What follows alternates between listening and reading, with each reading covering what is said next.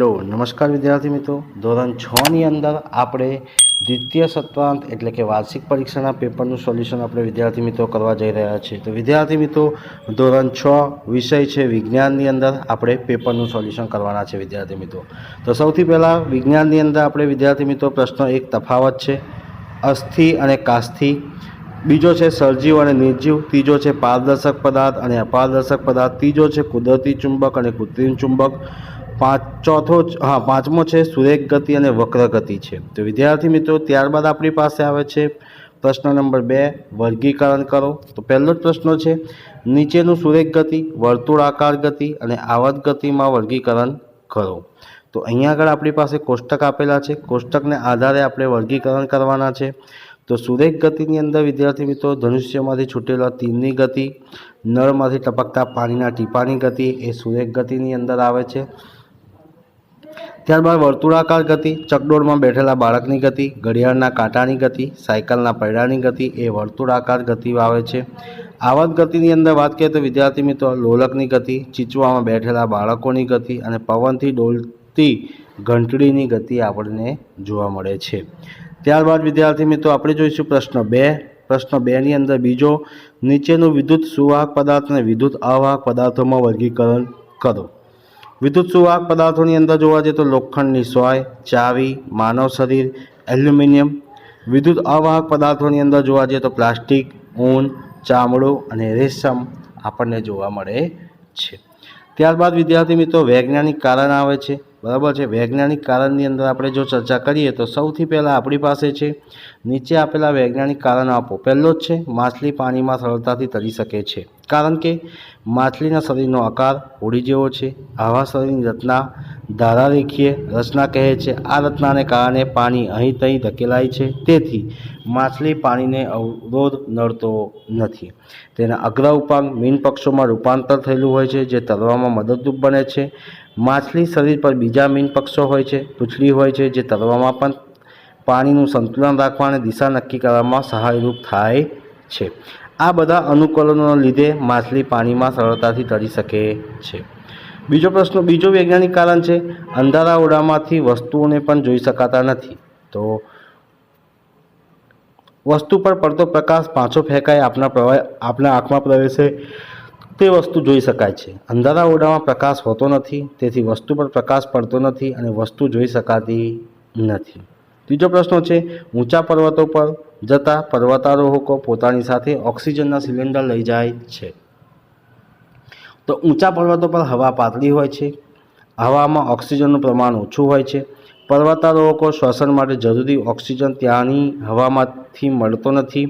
આથી ઊંચા પર્વતો પર પર્વતારોહક પોતાની સાથે ઓક્સિજનનું સિલિન્ડર લઈ જાય છે. ચોથો પ્રશ્ન છે દિશા જાણવા માટે વપરાતા હોકાયંત્ર ચુંબકીય સોયનો ઉપયોગ લેવાય છે. તો જવાબ છે વિદ્યાર્થી મિત્રો ચુંબકીય સોય સમસ્થિતિ સમતલમાં છૂટથી ફરી શકે તેમ ધરી પર ગોઠવતા તેને ઉત્તર ધ્રુવ ઉત્તર દિશામાં અને દક્ષિણ ધ્રુવ દક્ષિણ દિશામાં બતાવે છે. આ પરથી દિશાઓ જાણી શકાય છે, તેથી દિશા જાણવા માટે વપરાતા હોકાયંત્રોમાં ચુંબકીય સોયનો ઉપયોગમાં લેવાય છે. ત્યારબાદ વિદ્યાર્થી મિત્રો આપણે જોવા જઈએ માગ્યા મુજબ આપણે પ્રશ્નોના જવાબ આપવાના છે. તો આપણી પાસે કુલ 6 પ્રશ્નો છે. તો 6 પ્રશ્નોનું સોલ્યુશન આપણે વિદ્યાર્થી મિત્રો અહીંયા આગળ આપણે જોઈએ. તો પહેલો જ છે અચલ સાંધો અને ચલ સાંધો કોને કહેવામાં આવે છે. તો જવાબ છે વિદ્યાર્થી મિત્રો અચલ સાંધો જે સાંધા આગળ જોડાયેલા હાડકાનું હલનચલન થઈ શકતું નથી તેવા સાંધાને અચલ સાંધો કહે છે. ખોપરીના નીચલા જડબા સિવાયના હાડકામાં અચલ સાંધા છે. ચલ સાંધા જે સાંધા આગળ હલનચલન થઈ શકતું હોય તેવા સાંધાને ચલ સાંધો કહે છે. ખલદસ સાંધો, મિજાગરા સાંધો, ઉખાડી સાંધો વગેરે ચલ સાંધા છે. ત્યારબાદ વિદ્યાર્થી મિત્રો નેક્સ્ટ પ્રશ્નો છે આકાશમાં ખસતું વાદળ સજીવ છે કે નિર્જીવ, શા માટે છે.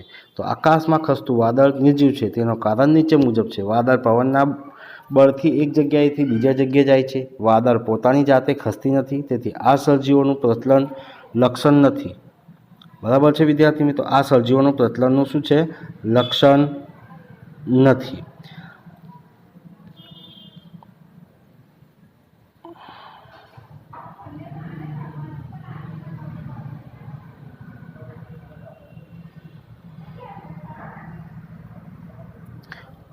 વાદળ સજીવો અન્ય લક્ષણો પણ ધરાવતા નથી, જેમ કે વાદળ ખોરાક લેતું નથી, શ્વસન કરતું નથી, વાદળ વૃદ્ધિ પામી યુવાન બનતું નથી, તે કે પ્રજનન કરી બીજું વાદળ ઉત્પન્ન કરતું નથી.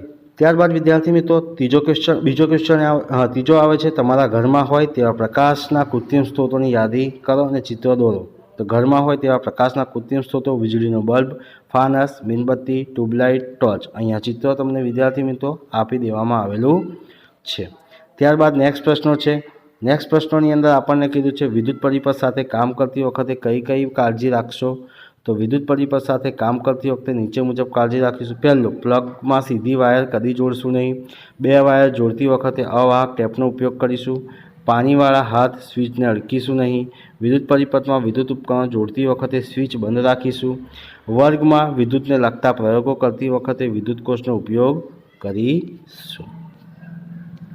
ત્યારબાદ નેક્સ્ટ ક્વેશ્ચન છે, ચુંબકના આકાર પ્રમાણે વિવિધ પ્રકાર જણાવો. તો ચુંબકના આકાર પ્રમાણે વિવિધ પ્રકાર છે. અહીંયા લંબઘન પટ્ટી જેવા આકારને ગજ્ય ચુંબક કહે છે. ઘોડાની નાળ આકારના ચુંબકને બરાબર સોયાકાર ચુંબક, નળાકાર ચુંબક આપણને જોવા મળે છે. અહીંયા આકૃતિમાં પણ દર્શાવવામાં આવેલું છે. ત્યારબાદ વિદ્યાર્થી મિત્રો આપણી પાસે આવે છે નેક્સ્ટ પ્રશ્નો, જે ખરા ખોટા છે. ખરા ખોટાની અંદર વિદ્યાર્થી મિત્રો આપણે પ્રશ્નો 5 નીચેના વિધાન ખરા છે કે ખોટા તે જણાવો. પહેલો પ્રશ્ન છે, પક્ષીઓના હાડકાં છિદ્રાષ્ટ હોય છે. તો આપેલું વિધાન સાચું છે. માછલી મીન પક્ષ વડે શ્વસન કરે છે. તો આપેલું વિધાન કેવું છે? ખોટું છે. કોઈપણ વસ્તુને પડછાયા હંમેશા વસ્તુ જેવા જ હોય છે. તો આપેલું વિધાન કેવું છે? ખોટું છે. ત્યારબાદ વિદ્યાર્થી મિત્રો આપણી પાસે નેક્સ્ટ પ્રશ્ન આવે છે, ચોથો પ્રશ્ન, વિદ્યુત પ્રવાહ ધાતુમાંથી પસાર થઈ શકે છે. તો આપેલું વિધાન સાચું છે. ચુંબકના સમાન ધ્રુવ એકબીજાને અપાકર્ષે છે. તો આપેલું વિધાન કેવું છે? સાચું છે. હવામાં પાણી વરાળ માત્રા ચોમાસામાં જ હાજર રહે છે. તો આપેલું વિધાન પણ કેવું છે વિદ્યાર્થી મિત્રો? બિલકુલ સાચું છે. ત્યારબાદ આપણી પાસે વિદ્યાર્થી મિત્રો નેક્સ્ટ પ્રશ્નો આવે છે, પ્રશ્ન 5બ. તો એની અંદર પણ આપણે વિદ્યાર્થી મિત્રો અહીંયા પ્રશ્નોના જવાબ આપેલા છે. આપણે પાણીના કયા કયા કામોમાં ઉપયોગ કરીએ છીએ? તો આપણે પાણી પીવામાં, દૈનિક ક્રિયા કરવામાં, રાંધવામાં, સફાઈ કામમાં, ખેતીવાડીમાં, ઉદ્યોગોમાં, બાંધકામમાં, પશુપાલનમાં, વિદ્યુત ઉર્જા ઉત્પન્ન કરવામાં તેમજ જળમાર્ગ મુસાફરી કરવામાં ઉપયોગ કરીએ છીએ. ત્યારબાદ વિદ્યાર્થી મિત્રો બીજો પ્રશ્ન આવે છે, હવાના ઉપયોગી શું છે? હવાનો ઉપયોગ વ્યવહારમાં નીચેના કાર્યો. તો સાયકલ, સ્કૂટર, રિક્ષા, મોટરકાર, ટ્રક, વિમાન, ગાળાના પૈડામાં હવામાં ભરવામાં આવે છે. કપડાં સુકાય છે તે પણ હવાને આભારી છે. બીજના ફેલાવામાં તથા પુષ્પના પરાગરજ ફેલાવવામાં મદદ કરે છે. સળવાળી હોડી, ગ્લાઇડર, પેરાશૂટ વગેરે ગતિ કરવામાં પણ મદદરૂપ થાય છે. પક્ષીઓને અને વિમાનના ઉડ્ડયન માટે પણ હવા જરૂરી છે. ત્યારબાદ વિદ્યાર્થી મિત્રો નેક્સ્ટ પ્રશ્ન છે, ઘરમાં વધેલા ખોરાકમાં તમે શું કરો છો? તો ઘરમાં વધેલો ખોરાક રેફ્રિજરેટરમાં રાખીને જરૂરી વખતે તેનો ઉપયોગ કરીએ છીએ. વળી વધેલા અઠવાડા તથા શાકભાજી કોમ્પોસ્ટ ખાતર ખાડામાં નાખી માટીમાંથી ઢાંકી દઈએ છીએ.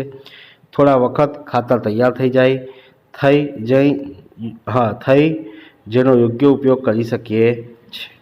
ત્યારબાદ નીચેની આકૃતિના નામ નિર્દેશન. તો અહીંયા આકૃતિનું નામ નિર્દેશન પણ વિદ્યાર્થી મિત્રો આપી દેવામાં આવેલું છે, તમે જોઈ શકો છો.